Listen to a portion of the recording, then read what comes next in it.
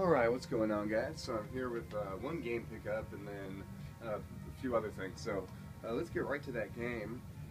That is Mega Man 7 for the Super Nintendo. Now, I may or may not have owned this in 2001 or 2. There was a time back then when I went back and rebought a Super Nintendo after, I'm pretty sure I sold all my original Super Nintendo stuff during the 64 days.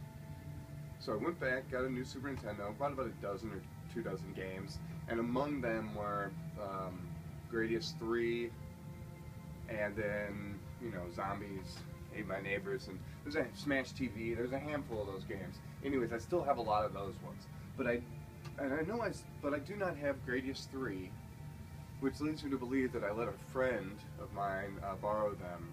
Actually, I never got them back from him. But I may or may not have had Mega Man 7. It may have been Mega Man 8 I had because I had collected a lot of PlayStation 1 back then too. So, you know, this is just one of those more obscure Mega Man games. Most people who are familiar with Mega Man haven't played this one even, who grew up with Mega Man. A lot of people missed it. It's just, you know, it came out in the Super Nintendo years when there's a lot of stuff going on, and I don't think X had came out by now. No, couldn't have.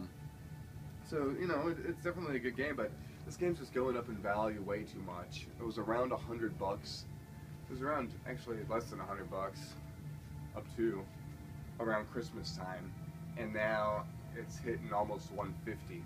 So I wouldn't be surprised if this, you know, stayed around 150, started hitting 180 like the other Mega Mans. You know, 'cause it's a bought-up game, and you know, one thing about these games is the games you see online. I mean, yes, there's a lot of stuff bought and sold. Most of the people I know in the gamer groups I know buy and sell from V-Stock or from, you know, the stores around town, or we can get games for cheap. You know, you can walk into V-Stock and they give you a 20% off coupon every month, and they sell their Mega Man X's for like 130 bucks. So you can get a Mega Man X for about $105, then turn around, or Mega Man X3, turn around and then, you know, sell it for whatever it's going for, 150, 180 bucks on eBay at whatever time. But a lot of these games are finding their ways into homes, into collections. This Mega Man 7, this is its last stop. Okay, it's not. This isn't getting sold. This isn't going anywhere. So you're not going to see this one up for sale again.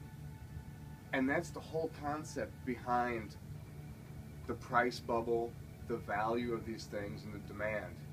There's so many of these that you guys see and that I see every day that are making their final destination. I mean, yeah, there's a lot that are being just traded and sold, but the ones that are selling for these high dollars, most of them aren't being resold unless the person's just an idiot, because they're not going to make any money, obviously.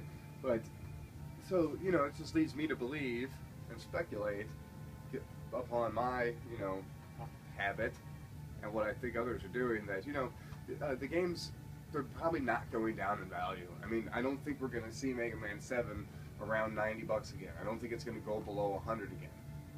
Unless one guy out there owns 10,000 copies and releases them all for sale at the same time and needs to get rid of them and can't sell them fast enough, so he has to sell them for a low price. And even at that point, they would get bought up very fast.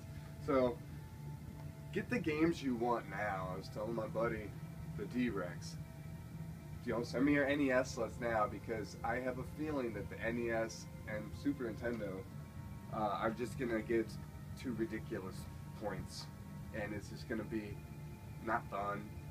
It already isn't fun for some people, and it's going to be extremely hard to find games, because that's just the state of things. So, anyways, glad to have Mega Man 7 in the collection. So, Secret of Mana last week, Mega Man 7 this week.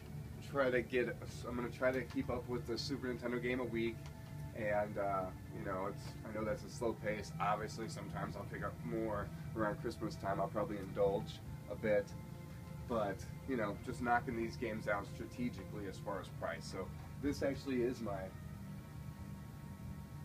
12th game now that's over the $100 mark. So the only high-priced Super Nintendo games that I can think of that I need are Harvest, what is it, Harvest Moon, and Ninja Gaiden trilogy, and EVO. That's about it. I do need Hagane. Other than that, you know, I'm not going to go for the $500 Campus Challenge stuff. I kind of want the games primarily. So, and we'll actually go take a look here in a minute at the Super Nintendo. But I'll go ahead and show you I picked up some of the Mario Kart toys. I couldn't find Mario, Luigi, Donkey Kong yet, and one other. I don't know who the other is. I haven't looked it up. But I got Toad, Bowser, Princess, and then Hat. So Hat's pretty cool. All right, so let's just take a look over here.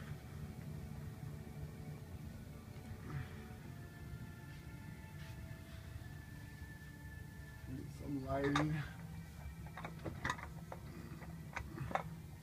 So I have just a small area here, and you know, I don't have, this is the new Super Nintendo area. I do not have that many Super Nintendo games, right around 100. So, and I only have one boxed, and that's Musha that you see up there. So everything's just in alphabetical order from left to right, top to bottom there. And then as you can see down here, sorry about the lighting there, these are just kind of the more higher priced games I have. Viking Rocky 2, Turrican 2, Aero Fighters. That's one that's just dropped off the map this year. And the only ones around are asking ridiculous prices, so that's a game probably best left found in a gamers club or something. Then Metal Warriors, Mega Man X, Earthbound, X3, Demon's Crest. Demon's Crest, I paid $15 for that at a game store that was by the Manchester and 141 Goodwill back in 2010, I think. And then that game went up to $70 like overnight. And now it's around 90, I think. And there's Wild Guns, and a really faded copy of Wild Guns there. Final Fight Guy, that was one of my recent games. And then Dracula X. So I'll be putting Mega Man 7 right there on the back right. So I actually need a case for it. I'm out of the cases. So yeah, so that's a small Super Nintendo, and like I said, that's the next collection to grow. I'm not going to be, you know, if I can get stuff CIB for good prices, I will. But to me, it is about the games. It's about playing the games essentially, and then the collecting. So to me, you know, I want the games because I want to have access to the libraries of these collections, and that's, you know, the main purpose for me. But, you know, I also get caught up in the fun of collecting, so when I can get the box manual, I will, but it's out of my price range right now. It's just not conceivable to collect at the pace I want to collect at and go for all the CIB stuff. So, yeah, that's it. So, alright guys, well, thanks for watching, and I'll see you later. Peace.